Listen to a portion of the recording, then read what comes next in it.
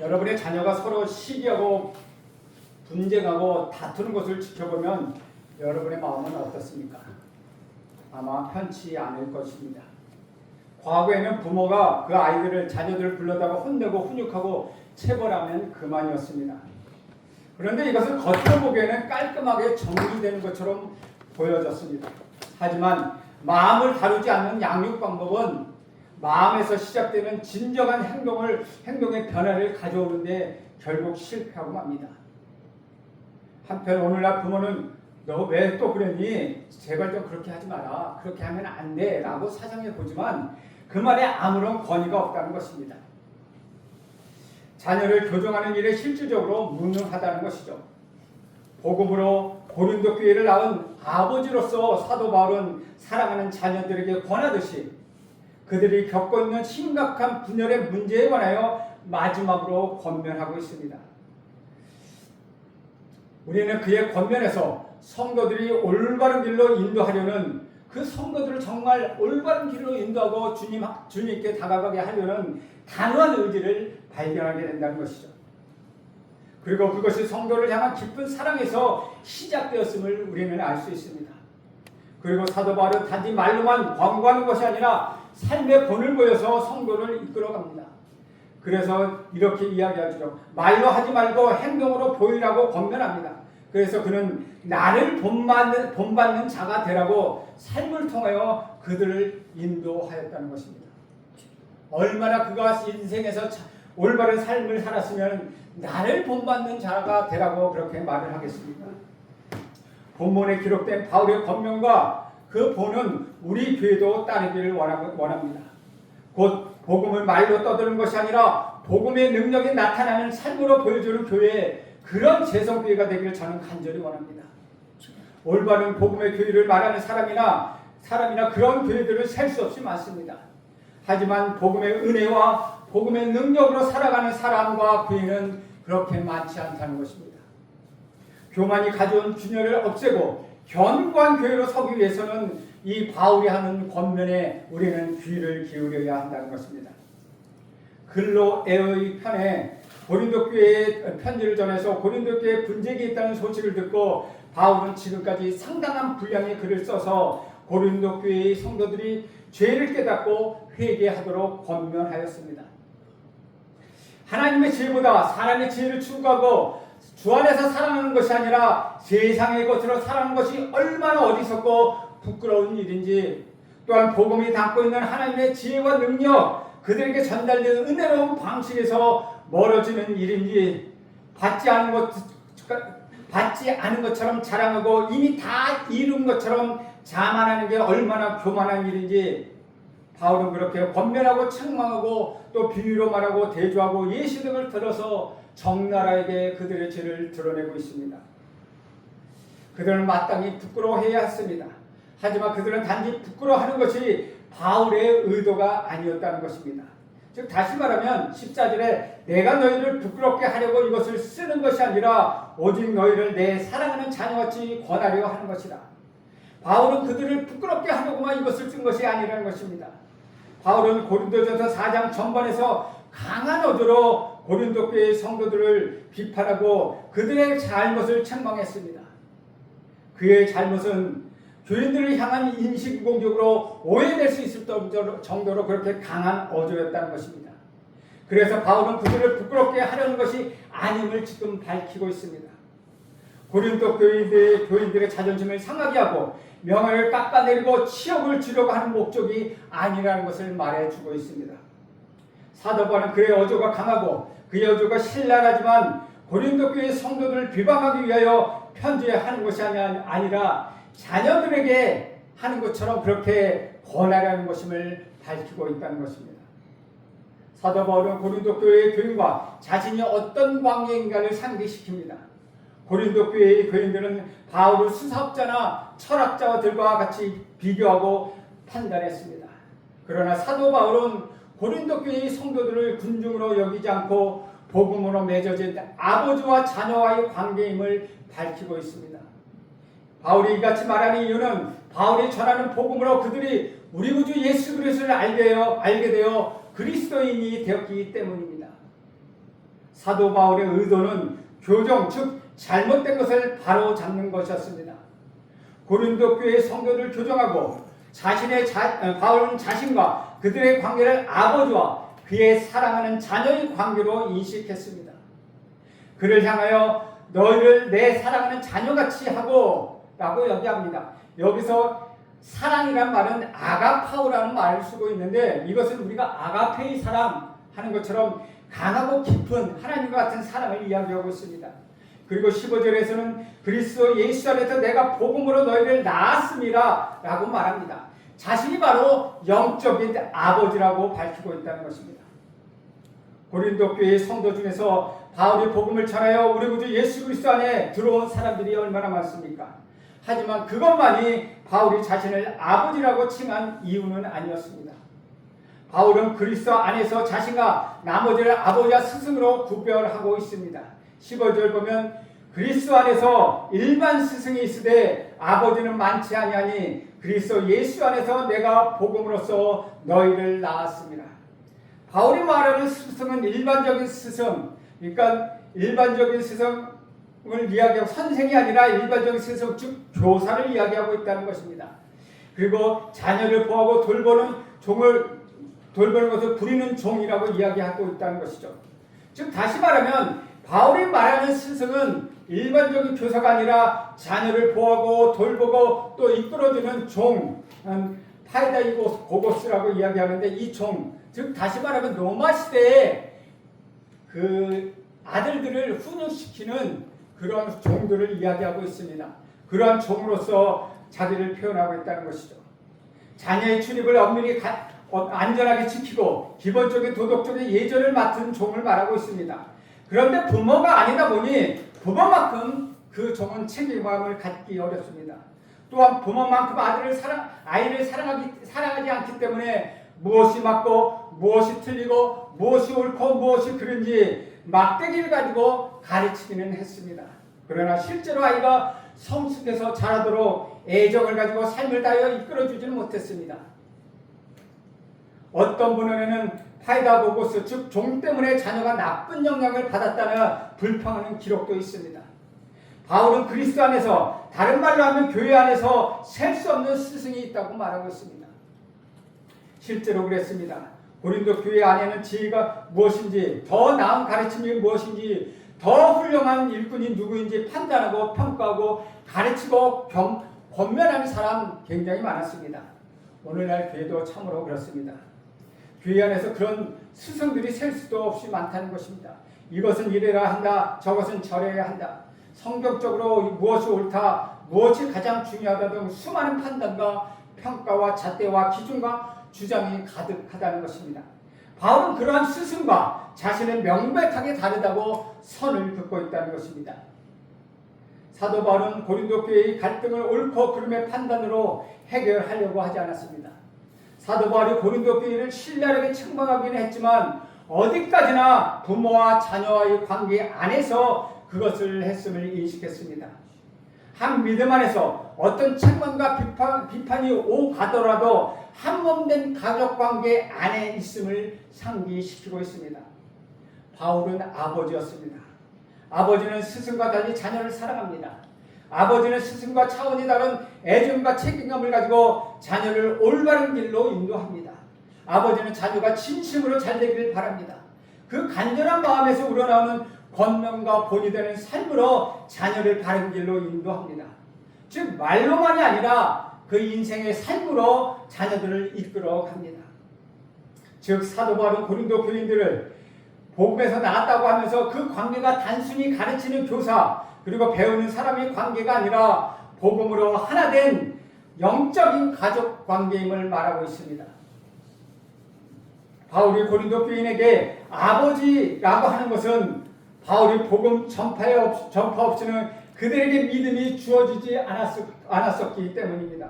바울이 그들에게 복음을 전하지 않았다면 그들은 예수 그리스도를 몰랐기 때문이라는 것입니다. 복음을 듣지 않고도 믿을 수 없으며 전하는 이가 없이 복음을 들을 수 없기에 바울과 고린도 교회의 교인은 부모와 자녀와의 관계와 같이 필연적인 관계였다는 것입니다. 바울은 복음을 순전하게 전하기 위하여 애쓰고 분투하였습니다. 복음이 당시에 헬라 그리스 철학이나 인문학적 지식과 희석되어 변질되지 않도록 바울은 그 내용뿐만 아니라 전달 방법에서도 인간적 능력이 우선하지 않도록 그렇게 애를 썼습니다. 순전한 복음을 그들에게 전하기 위하여 그는 고군분투하였습니다. 복음의 전파와 그들로 그리스도인이 되게 했다는 것입니다. 바울은 이것을 복음으로 낳았다고 표현하고 있습니다. 또 사도 바울은 아버지와 일만 스승을 비교하고 있습니다. 교회 안에 복음에 대하여 가르치는 많은 사람들이 있지만 아버지는 적다고 말하고 있습니다. 누구도 복음에 대하여 가르칠 수 있지만 모든 사람을 아버지라고 하지 않는다는 것입니다. 교회는 우리 구주 예수 그리스도의 한 몸으로 유기체적인 관계 안에 있습니다. 한 교회가 된다는 것, 각 사람이 각 시체가 되어 한 몸을 이루는 것입니다. 그 중에 누구는 머리 역할을 하고 누구는 손과 발 역할을 하게 됩니다. 이와 같이 몸의 한 지체로 복음의 말씀을 몸에 공급하고 먹이는 사역자를 각 교회에 주셨습니다. 교회 모든 구성원들이 복음에 대하여 가르치는 스승이 될 수 있지만 모든 사람이 다 복음을 몸에 공급하고 먹이는 아버지는 될 수 없다는 것입니다. 바울은 이렇게 그리스도 안에서 일만 스승과 아버지를 구분하고 있습니다. 우리는 지식과 정보가 풍부한 시대와 설교와 가르침이 폼수처럼 솟아나는 시대에 살고 있습니다. 더 탁월한 설교와 가르침을 인터넷과 방송을 통하여 들을 수 있습니다. 더욱이 온라인 예배가 일상화된 지금은 더욱더 그렇다는 것입니다. 그렇게 우리는 지금과 같은 때 그리스도 안에서 일만 스승은 있으나 아버지는 적다는 말을 상기하고 기억해야 할 때입니다. 비대면 예배가 자칫하면 아비 없는 일만 스스로 쫓는 신앙생활을 횡행하게 만들 수도 있다는 것입니다. 코로나 이후에 교회를 떠난 자가 많다는 사실, 바로 그것을 말해주고 있다는 것입니다. 분명히 더 실력있고 탁월한 지도자가 있습니다. 더 인기 많고 더 영향력 있으며 사람들로 추앙받는 설교가와 사역자들은 참으로 많습니다. 그러나 사도 바울은 그렇게 사람들로 추앙을 받고 뛰어난 실력자를 본받지 말고 복음을 위하여 고난을 당하는 나 자신을 본받으라고 말하고 있습니다. 고린도 교회에서 사도 바울보다 더 언면이 좋고 지식적으로 외향적으로 더 탁월한 실력자들이 있었습니다. 그리고 고린도 교인들 사이에 인기도 있고 영향력을 가진 것 자연스러운 일이었습니다. 그러나 사도 바울은 그들이 자신을 본받으라고 말하고 있는 것입니다. 사도 바울이 자신을 본받으라는 말은 자신을 더 인정해 달라는 말이 아닙니다. 자기가 옳기 때문에 자기를 본받으라고 하는 것도 아닙니다. 바울이 이렇게 이야기하는 것은 이 세상에서 이 영광을 쫓지 말고 복음을 위하여 고난을 받는 삶, 그 삶을 살라고 말하고 있는 것입니다. 고린도 교인들은 더 뛰어나고 탁월한 언변과 탁월한 지식을 쫓아가며 세상의 영광을 쫓아갔습니다. 그들은 복음에 나타난 십자가의 고난을 잊어버렸을 뿐만 아니라 그들에게 처음 복음을 전한 사도 바울조차 그들은 멸시하였습니다. 사도 바울은 스승이 아니라 아버지로서 고린도 성도들에게 이렇게 말하고 있습니다. 16절 보면 그러므로 내가 너희에게 권하노니 너희는 나를 본받는 자가 되라. 바울이 단지 말로만 권하는 스승이 아니라 삶의 모범을 보임으로 인하여 인도하는 아버지였다는 것입니다. 그는 이 편지를 통하여 자신이 고린도 교회에 있었을 때 보여준 삶의 방식, 인생을 살아가는 방식을 떠오르게 할 뿐만 아니라 하는 것 그것뿐만 아니었다는 것입니다. 바울은 그것을 가르치고 모범을 보여줌으로 인하여 사람이 그들을 위하여 즉시 보여주기 위하여 사람들을 그들을 위하여 즉시 파견하기도 했다는 것입니다. 17절에 보면 이렇게 이야기합니다. 이로 말미암아 내가 주 안에서 내 사랑하는 신실한 아들 디모데를 너희에게 보내었으니 그가 너희가 하여금 그리스도 예수 안에서 나의 행사 곧 내가 각 교회에서 가르치는 것을 생각나게 하리라. 아멘. 저는 이것을 떠나게 되지만 아마 여러분에게도 디모데와 같은 사람을 보내주실 것입니다. 저는 여기서 잠시 있다가 가지만은 아마 디모데 같은 뛰어난 설교자와 뛰어난 목회자를 통해서 여러분을 이끌어갈 것입니다. 사도 바울은 이러한 교회의 교인들을 회복시키기 위하여 디모데를 보냈습니다. 그리고 디모데로 하여금 사도 바울이 전하는 우리 구주 예수 그리스도의 복음을 다시 생각나게 했습니다. 무엇인가 신앙생활에 어긋난 것 같을 때 다시 돌이키고 회복할 기회가 있다는 것입니다. 그때 특별한 방법이 있는 것이 아니라 우리가 처음 만난, 처음 들어본 우리 구주 예수 그리스도의 복음으로 다시 돌아가는 것입니다. 나는 여러분에게 힘들고 어려울 때가 있다면 여러분이 처음 만난 우리 구주 예수 그리스도를 생각하기를 간절히 바랍니다. 그것이 바울의 언변과 외모처럼 세련되지 못하고 투박하고 구식으로 느껴지지만 다시 복음으로 돌아가야 한다는 것입니다. 그 다시 복음으로 돌아갈 때 하나님 고린도 교회의 교인들의 신앙은 회복될 것입니다. 디모데는 고린도 교회의 성도들처럼 바울이 사랑하는 아들처럼 여긴 일꾼이었습니다. 바울은 그를 믿음 안에서 참 아들된 디모데라고 불렀습니다. 또 빌립보 교회에 디모데를 보내면서도 자식의 아버지에게 함과 같이 나와 함께 복음을 위하여 수고하였다라고 디모데를 평가할 정도로 디모데는 그렇게 신실했습니다. 그는 바울의 동역자로서 바울이 각 교회에서 가르치는 것뿐만 아니라 그가 가르친 복음대로 살아온 행사, 다시 말하면 삶의 길, 걸어온 길, 생활의 방식을 고린도 교회의 성도들에게 누구보다도 뚜렷하게 일깨워 주었습니다. 또 그는 삶의 모범을 보여주어서 믿음직한 일꾼이었다는 것입니다. 즉 다시 말하면 디모데는 바울의 복사판이었다는 것입니다. 사랑하는 여러분, 우리 구주 예수 그리스도 안에서 여러분의 아버지는 누구입니까? 여러분을 진심으로 사랑하고 복음 충만한 가르침과 삶의 방식으로 돌봐 이끌어주는 사람은 누구입니까? 여러분은 하나님께 여러분께서 맡겨주신 이들 즉 여러분의 자녀들에게 말로 다그치는 스승입니까?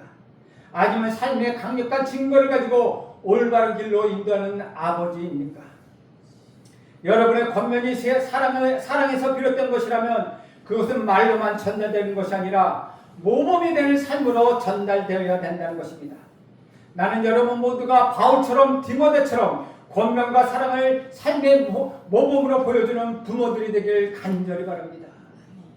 19절 말씀을 봅니다. 주께서 허락하시면 너희가 속히 나가서 교만한 자들의 말이 아니라 오직 그 능력을 알아보겠으니 고린도 교회에서 많은 일들이 있었습니다. 복음을 가르치는 말과 수사학자들이나 철학자들이 말, 바울을 비판하는 말 등 서로 말로 실력을 다투고 있었습니다. 이러한 상황에서 사도 바울은 고린도 교인들에게 말이 아니라 오직 그 능력을 알아보겠다고 말하고 있습니다. 고린도 교회에서 사람들이 말이 가져온 결과로 성도들이 교만해졌고 사도를 비판하고 공동체는 분열되고 다툼이 일어났습니다. 그들의 말에는 어떤 복음의 능력도 없었다는 것입니다. 설사 그들이 말로 사람을 감동시키고 행동을 변화시킨다 하더라도 그것은 복음에 나타나는 하나님의 능력과는 전혀 다른 것이었습니다. 바울이 말하는 능력은 기적이나 사람을 감동시키는 것을 말하는 것이 아닙니다. 사도 바울이 말하는 능력은 사람으로 하여금 구원에 이르게 하는 것, 바로 그것을 말하고 있는 것입니다. 사도 바울은 고린도 교회 성도들도 자신처럼 말이 아니라 능력의 복음으로 살아나게 간절히 바랐습니다. 그래서 20절 같이 권면하고 있습니다.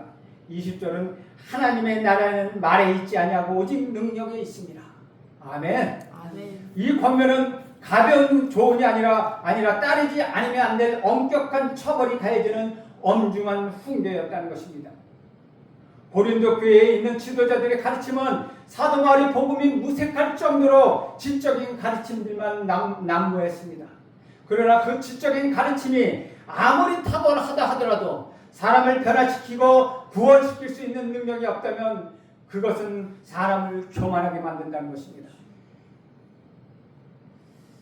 사람이 거듭나게 하는 구원하는 것은 복음 그 자체이지만 언변이나 지식에 있지 않습니다. 언변으로 사람의 마음을 움직이고 동요시킬 수는 있지만 그것이 곧 거듭남과 구원을 의미하는 것은 아닙니다. 만일 복음의 능력이 사람의 마음과 감정을 움직일 때만 있다면 우리는 복음을 사람을 감동시키는 언변이나 지식과 혼돈하게 될 것입니다. 바울의 하나님 나라의 능력이 있다고 하는 말은 복음만이 사람을 거듭나게 하고 복음만이 사람을 구원하게 한다는 확신 때문이었습니다. 그것이 설사 당장 지금 눈에 보이지 않는 적극적인 모습으로 나타나지 않는다 할지라도 그 복음만이 구원에 이르는 능력이 있다는 것입니다. 그래서 바울은 다음과 같이 묻습니다. 21절을 보면 너희가 무엇을 원하느냐? 내가 매를 가지고 너희에게 나아가랴. 사랑과 온유한 마음으로 나아가라. 조금 과장되게 의의하면은 너희를 맞고 고칠래? 아니면 좋은 말을 할 때 듣고 고칠래? 라고 말하고 있는 것입니다. 고린도 교회의 성도들 중에 어떤 이들이라고 말하고 있는데 바울이 그들에게 나아가지 아니할 것이라고 확신했다는 것입니다. 그럴 만한 이유가 있습니다. 18절에 보면 이렇게 이야기합니다. 어떤 이들은 내가 너희에게 나가지 아니할 것 같이 스스로 교만하여졌으나 라고 말합니다. 고린도 후서에서 바울은 고린도 교회에 방문할 진진한 계획을 세웠다가 연기하게 된 이유를 구구절절 설명했습니다. 아마도 고린도 교회 성도 중에 분쟁을 주도적으로 일으키는 무리가 바울의 비슷한 이유로 고린도 교회를 방문하지 않을 것이라는 사실을 말하고 있기 때문입니다. 더욱 정확히 말하면 그들의 문제를 다루지 않을 것이라고 그들은 믿었던 것 같습니다. 그래서 그들은 스스로 교만하여졌다는 것입니다. 사도 바울은 그들에게 속히 나아갈 것이라고 자신의 분명한 의지를 밝혔습니다. 그리고 주께서 허락하신다면 이라는 말로 주님의 주권이 되는 모든 것을 맡기는 합당한 태도를 보였습니다. 우리 주님이 허락하셔서 허락하셔서 그 간절히 바라는 대로 고린도 교회에 도착한다면 그는 반드시 이렇게 선포할 것입니다. 19절에 보면 주께서 허락하시면 내가 너에게 속히 나가서 교만한 자의 말이 아니라 오직 그 능력을 알아보겠으니 라고 말합니다. 스스로 지혜 있다고 말하고 남들과 구별의 으뜸이 되기를 간절히 바라는 그런 무리에 속하지 않는 자들을 그들은 무시했습니다. 가르치려 들었고 함부로 판단하였고 교만한 마음을 늘어놓아 사람들을 사로잡기도 했다는 것입니다. 그런데 바울은 그들의 입에서 떠들어낸 것 하나도 중요하게 여기지 않았습니다. 아무리 옳은 말, 아무리 좋은 말을 해도 상관없다는 것입니다. 바울이 중요하게 여기는 것은 정말 그들의 삶에 능력이 나타나는가? 바로 그것이었습니다. 여기서 말하는 무슨 능력입니까? 설교를 잘하고 지식과 지혜가 풍부하고 언변과 많은 일을 해내는 능력이 아니라는 것입니다. 그것은 그런 것이라면 고린도 교회 성도들이 거두름을 피울 만한 한 것입니다. 고린도 교회 성도들이 교만할 만한 사항이었습니다. 그러나 바울이 말하는 능력은 하나님의 통치가 삶에 온전히 이루어지는 것을 말하고 있습니다. 20절 말씀을 다시 보면 하나님의 나라는 말에 있지 아니하고 오직 능력에 있습니다. 하나님 나라는 아직 도래하지 않았습니다. 하지만 이미 성도들 안에 시작되었습니다. 어떻게 시작되었습니까? 하나님 나라의 법이 성도 안에서 지켜지기 때문입니다. 복음의 능력은 복음의 지혜로 도저히 살 수 없었던 죄인들을, 저와 여러분과 같은 죄인들을 새롭게 태어나게 만들었습니다. 그래서 하나님의 지혜로 하나님이 기뻐하신 대로 살아가게 만드는 능력입니다. 도래의 하나님 나라에 온전히 이루어질 하나님 통치가 이 땅의 그날을 바라보며 살아가는 성도 안에서 이미 이루어졌다는 것입니다. 우리 구주 예수 그리스도가 이 땅에 오심으로 인하여 저와 여러분 안에는 이미 하나님 나라가 이루어졌다는 것입니다. 그리고 그것이 바로 사도 바울이 보기를 원했던 것입니다. 복음의 고백과 그에 따르는 삶이 일치하는 능력입니다. 주 안에서 사랑하는 여러분, 바울은 고린도 교회 성도를 사랑하는 자녀들을 대하듯 아버지처럼 살아가고 온유로 가르쳤습니다. 말이 아니라 삶에서 복음을 나타내라고 권면했습니다. 또 자신이 먼저 그런 삶을 살면서 나 자신을 본받으라고 담대하게 요청했습니다. 그리스도 안에 있는 육신의 부모, 육신의 아버지나 어머니가 그를 사랑하는 자녀에게 해야 할 인생의 교훈도 마찬가지입니다. 성경은 이렇게 말합니다. 아비들에게 이렇게 말합니다. 너희 자녀를 노엽게 하지 말고 오직 주의 교훈과 훈계로 양육하라고 성경은 명령하고 있습니다. 사랑하는 여러분, 죄인으로 태어나 영원한 멸망을 향하고 있는 저와 여러분에게 믿음의 부모가 부모를 만난 만나게 되는 것은 축복입니다. 아멘. 그러나 부모는 그의 훈계와 교훈을 말로 전달해 주는 것만으로 자녀를 양육해서는 안 된다는 것입니다. 우리 또한 부모로서, 육신의 부모로서 우리들이 자녀에게 삶으로 그 본을 보여주어야 한다는 것입니다. 그것이 그리스도인 부모 아래서 자라나는 자녀들의 진짜 특권이라는 것입니다.